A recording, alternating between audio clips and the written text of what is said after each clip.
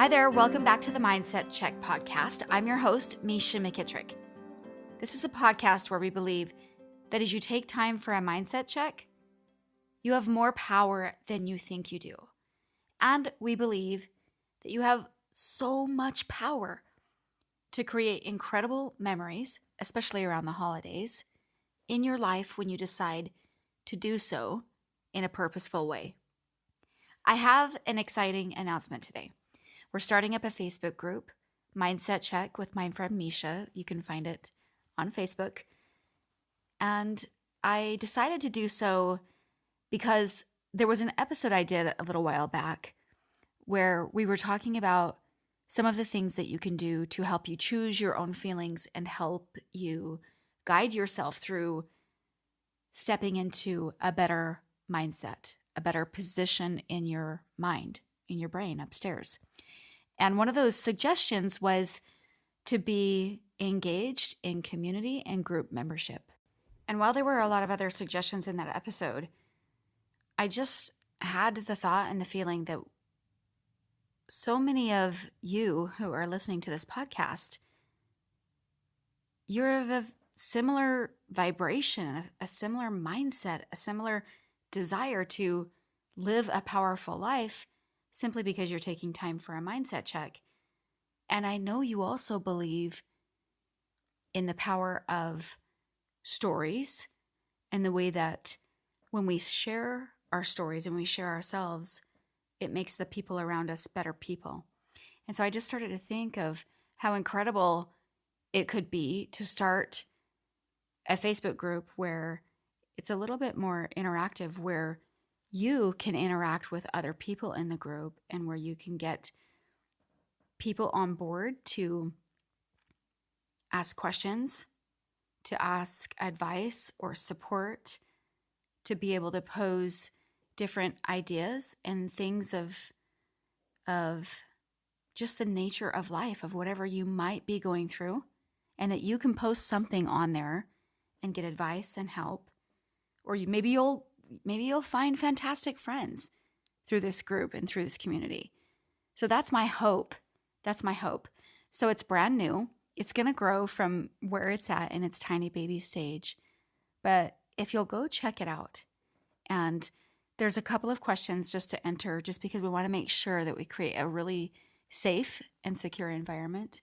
And so there's a couple of questions to ask when you first go in, and then I'll see it and I'll approve and let you into the group. And we would love to have you there as a space to support each other. Also, I wanted to make sure that you're in the loop with my plans for December. I feel like it's such a busy time of year, and I wanted to make sure that I get the extra time with my family in and to really make it count. And because of that, I'm pausing the podcast until January. I really debated doing this because I didn't want anyone to lose interest or get in the habit of not checking for the mindset check. And I really am honored that so many of you have reached out to me and said, hey, where are you at? What are you doing? And really looking and anticipating that next episode. So thank you so much for that.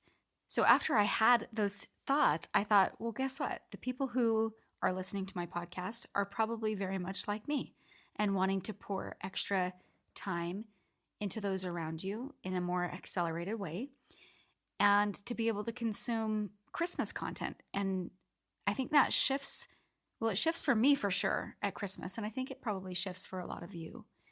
And so because of that, I'm just taking a pause. I'll be back full throttle in January. And I'm also not leaving you entirely during the holiday season. On Instagram, I'll still be doing the mini mindset checks. So make sure you find me there with my friend Misha. And I'll also be checking into our new Facebook group. So make sure you check in there, and we will chat through a lot of the things that will help us get through Christmas and like the stressors of Christmas together.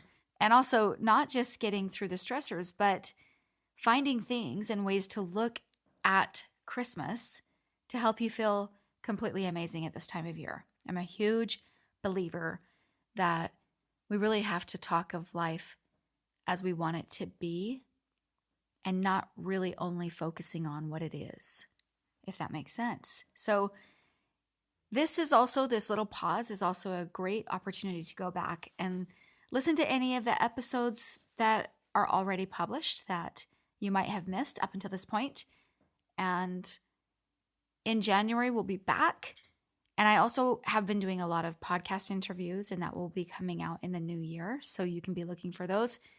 I'm really excited for you to hear a lot of those amazing conversations with awesome individuals. So before leaving you for this Christmas season, I wanted to share with you one of my very favorite Christmas stories and some perspective about Christmas. Maybe you are not feeling good tidings of great joy, just exploding right out of your chest. And I think if we take just a little bit of time to take a mindset check at Christmas, or however many mindset checks that you need, we will allow ourselves to see Christmas through a lens of what it's allowing us to do. And that is where we can find the magic of Christmas. And we start that by letting our heart be light. So let's dive into this fun little Christmas story. And then I have some more perspective and ideas for you about Christmas after the story is over. So this story is called The Christmas Scout. In spite of the fun and laughter, 13-year-old Frank Wilson was not happy. And it was true that he had received all the presents that he wanted. He enjoyed a traditional Christmas Eve reunion with relatives for the purpose of exchanging gifts and good wishes. But Frank was not happy this year because this was his first Christmas without his brother. His brother, Steve, who during the year had been killed by a reckless driver. Frank missed his brother and the close companionship they had together. Frank said goodbye to his relatives and explained to his parents that he was leaving a little early to see a friend. And from there, he could walk home. Since it was cold outside, Frank put on his new plaid jacket. It was his favorite gift. He placed the other presents on his new sled. Then Frank headed out, hoping to find the patrol leader of his Boy Scout troop. Frank always felt understood by him. Though rich in wisdom, he lived in the flats, the section of town where most of the poor lived, and his patrol leader did odd jobs to help support his family. To Frank's disappointment, his friend was not at home. As Frank hiked down the street toward home, he caught glimpses of trees and decorations in many of the small houses. Then, through one front window, he glimpsed a shabby room with limp stockings hanging over an empty fireplace. A woman was seated nearby, weeping. The stockings reminded him of the way he and his brother had always hung theirs side by side. The next morning, they would be bursting with presents. A sudden thought struck Frank. He had not done his good deed for the day. Before the impulse passed, he knocked on the door. "Yes?" said the voice of the woman. "May I come in?" asked Frank. "You are very welcome," she said, but seeing his sled full of gifts and assuming he was making a collection, "But I have no food or gifts for you. I have nothing for my own children." "That's not why I'm here," Frank replied. "Please choose whatever presents you would like for your children from the sled." "Why, God bless you," the amazed woman answered gratefully. She selected some candies, a game, the toy airplane, and a puzzle. When she took the Scout flashlight, Frank almost cried out. Finally, the stockings were full. "Won't you tell me your name?" she asked as Frank was leaving. "Just call me this Christmas Scout," he replied. The visit left Frank touched, and with an unexpected flicker of joy in his heart, he understood that his sorrow was not the only sorrow in the world.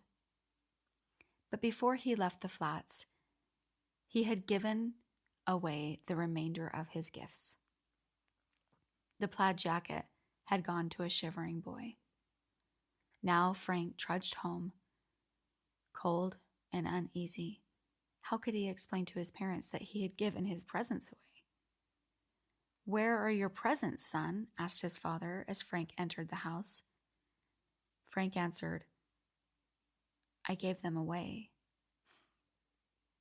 "The airplane from Aunt Susan, your coat from Grandma, your flashlight? We thought you were happy with your gifts." "I was very happy," the boy answered quietly. "But Frank, how could you be so impulsive?" his mother asked. "How will we explain to your relatives who spent so much time and gave so much love shopping for you?" His father was firm. "You made your choice, Frank. We cannot afford any more presents." With his brother gone and his family disappointed in him, Frank suddenly felt dreadfully alone. He had not expected a reward for his generosity, for he knew that a good deed always should be its own reward. It would be tarnished otherwise. So he did not want his gifts back. However, he wondered if he would ever again truly recapture joy in his life. He thought he had this evening, but it had been fleeting. Frank thought of his brother and sobbed himself to sleep. The next morning, he came downstairs to find his parents listening to Christmas music on the radio. The announcer spoke. "Merry Christmas, everybody. The nicest Christmas story we have this morning comes from the flats. A crippled boy down there has a new sled this morning. Another youngster has a fine plaid jacket. And several families report that their children were made happy last night by gifts from a teenage boy who simply called himself the Christmas Scout." No one could identify him, but the children of the flats claim that the Christmas Scout was a personal representative of old Santa Claus himself. Frank felt his father's arms go around his shoulders, and he saw his mother smiling through her tears. "Why didn't you tell us? We didn't understand. We're so proud of you, son." The carols came over the air again, filling the room with music. Praises sing to God the King, and peace to men on earth.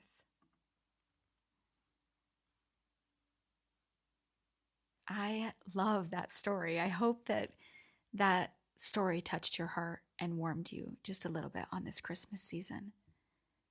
And I know more than anything that when we decide to look at Christmas differently, when we allow ourselves to look at Christmas through the lens of what it's allowing us to do, that's where we find true Christmas magic. Anytime you put effort into tapping into the hearts and relationships of those you love, serving and giving to others, anytime that you decide to connect and spend special time with family members, or maybe it's an opportunity for you to reach to a friend, to send a Christmas card to somebody from your past, or maybe giving a gift that allows the receiver to reflect on something special in their life. Those are the kinds of things that allow us to feel the magic of Christmas, that really allow our hearts to swell. And so that's my challenge for you this season, is to feel comfort and joy, tidings, to bring some, to make some, to create some, to reach out. And not in a way that causes you overwhelm or to overthink or any amount of stress. because that's not any type of feeling that we really want to feel at Christmas. And I think that takes looking into our mind and reevaluating the purpose of why we're doing it, what's behind the things that we're doing, right? Because overwhelm can really set in, especially when we are really trying hard to make the holiday a special one.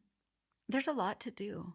There's a lot to do to make sure that every single present is wrapped, the food is prepared and ready, the house is ready, you've checked everything off your list, and you can finally put your feet up in front of the fireplace. But maybe part of this Christmas is you taking a little bit of time for yourself to sit in front of the fire and just to check in with yourself, or to just simply take it in. Take it all in before it's over.